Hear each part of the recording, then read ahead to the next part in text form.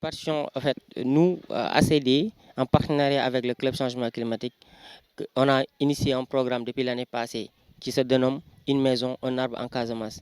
Voilà. L'objectif de ce programme, c'est reboiser. Mais ne pas seulement se limiter au reboisement, mais reboiser des plantes utiles aux ménages qui vont participer à l'amélioration de l'alimentation des ménages, lutter contre les malnutritions, mais en même temps, et créer des microclimats dans les quartiers pour lutter contre les effets des changements climatiques. Ouais. Donc c'est dans ce cadre-là qu'on avait lancé le programme depuis l'année passée. On avait reboisé ici même Castor, on avait reboisé beaucoup de quartiers. Cette année, on est dans la deuxième édition du programme. C'est dans ce contexte-là. Comme on a vu le taux de réussite du reboisement de Castor de l'année passée, on a décidé de revenir à Castor pour renforcer ce qu'on avait fait ici l'année passée. Oui, oui.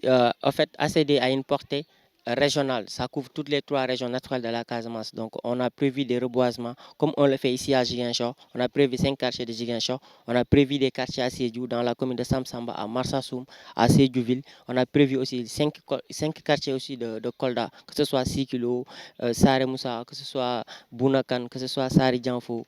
Toutes ces localités-là, on a prévu de faire là-bas des reboisements. Jusqu'à Kaolak même, on a prévu de faire des reboisements à Ndofane, dans le cadre d'un projet appelé Ndofane Vert. On a prévu aussi de faire des reboisements suivi de sensibilisation, évidemment, à Paoskoto, de même jusqu'à Kungel. Donc, après ici, c'est le lancement officiel du programme, mais on va aller sillonner toutes ces régions et tous ces quartiers pour faire des reboisements et suivi de sensibilisation sur les impacts des changements climatiques, sur l'importance du reboisement, l'importance de l'arbre et vraiment conscientiser les jeunes par rapport à la protection de l'environnement. On attend que les communautés qu'ils prennent déjà ce combat de la préservation de l'environnement pour leur propre, c'est-à-dire pour leur propre compte, en quelque sorte, si je peux m'exprimer ainsi. C'est-à-dire qu'ils soient au devant de cette lutte contre les changements climatiques.